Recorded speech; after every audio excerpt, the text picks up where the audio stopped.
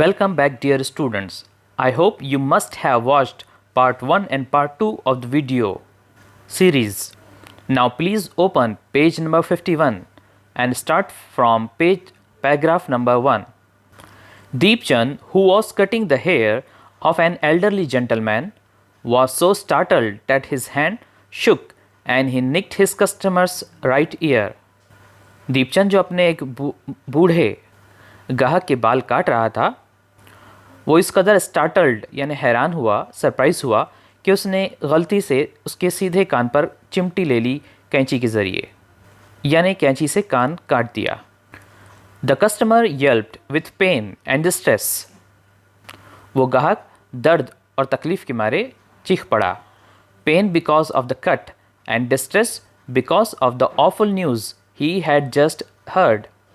उसे दर्द हुआ क्योंकि उसके कान कट गया था और उसे तकलीफ़ हुई क्योंकि उसे ये बुरी खबर पता चली. With one side of his neck still unshaven, he sped across the road to the general merchant store where there was a telephone.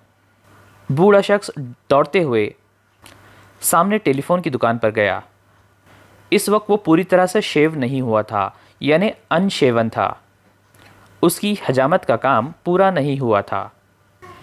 He dialed Seth Govindram's number. The Seth was not at home. Where was he then? The Seth was holidaying in Kashmir. Oh, was that so?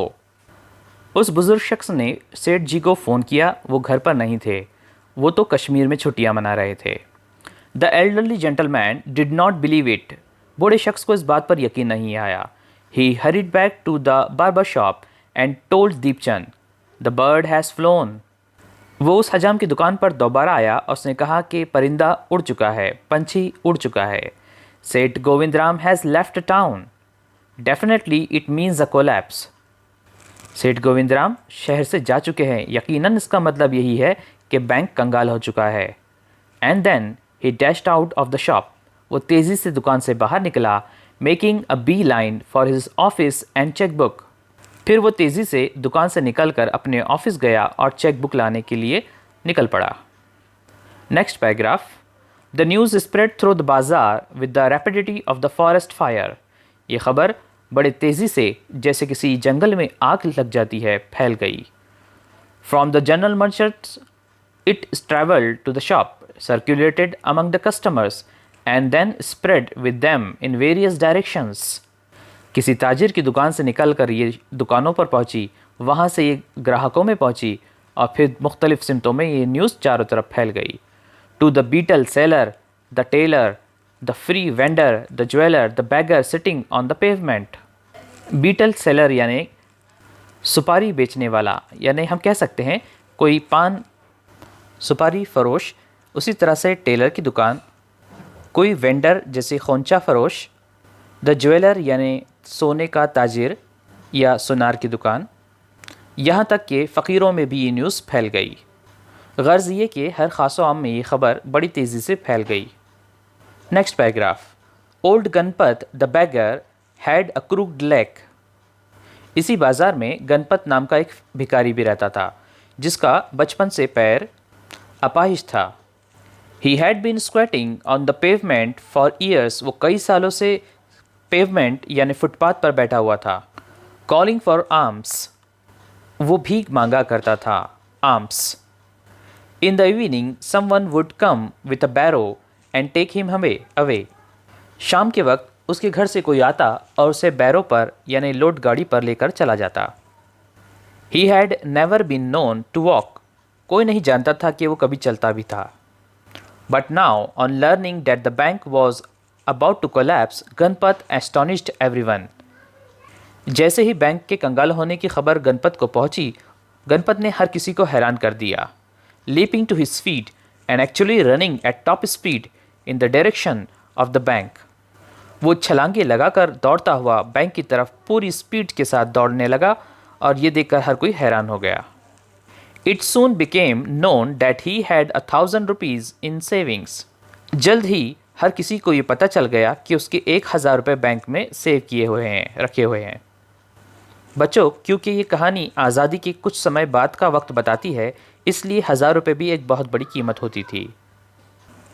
Next paragraph. Men stood in groups at street corners discussing the situation. लोग सड़क के कोनों पर मिलकर बातें करने लगे, इस हालात के बारे में बहस मुबाहिसा करने लगे. People Nagar seldom had a crisis. Seldom और never had floods, earthquakes और drought. पीपल नगर में इतना बड़ा सानेहा कभी नहीं हुआ. वहाँ कभी सैलाब नहीं आए, वहाँ कभी जलजला नहीं आया, ना वहाँ पर कभी ड्रॉट यानी कि कहत हुआ. And the imminent crash of the People Nagar Bank set everyone talking and speculating and rushing about in a frenzy. Bank के इस तरह से कंगाल होने की खबर ने हर किसी को हैरान कर दिया और हर कोई उसी के बारे में बातचीत करने लगा. और जिनका अकाउंट या पैसे वहाँ मौजूद थे वो दौड़ दौड़ कर बैंक के पास पहुँचने लगे. Some boasted of their far-sightedness. कुछ लोगों ने अपनी बढ़ाई पेश की कि हम तो पहले से ही जानते थे. Far-sightedness के माने होते हैं पहले से किसी चीज़ की खबर होना, जिसे हम उर्दू में दूरअंदेशी कह सकते हैं. Congratulating themselves on having already taken out their money. वो कहने लगे कि हमने तो पैसा पहले ही निकाल लिया. और on never having put any, या तो हमने उसमें कभी पैसा रखा ही नहीं. Others speculated on the reasons for the crash. कुछ लोग बहस करने लगे कि बैंक के इस तरह से कंगाल होने की वजूहत क्या हो सकती है. Putting it all down to excess indulged in by सेठ गोविंद राम. बाज़ का ये मानना था कि ये सब कुछ सेठ गोविंद राम के बैंक में मुदाखलत की वजह से हुआ. The सेठ had fled the state, said one. एक ने कहा कि सेठ रियासत छोड़कर जा चुके हैं. He had fled the country, said another. दूसरे ने कहा कि वो तो देश छोड़कर जा चुके हैं.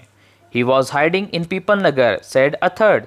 तीसरे ने कहा कि नहीं, वो तो पीपल नगर में ही कहीं छुपे हैं. He had hanged himself from the tamarind tree. तो चौथे ने कहा कि शायद उन्होंने इमली के दरख्त से लटक कर अपनी जान दे दी है, खुदकशी कर ली है.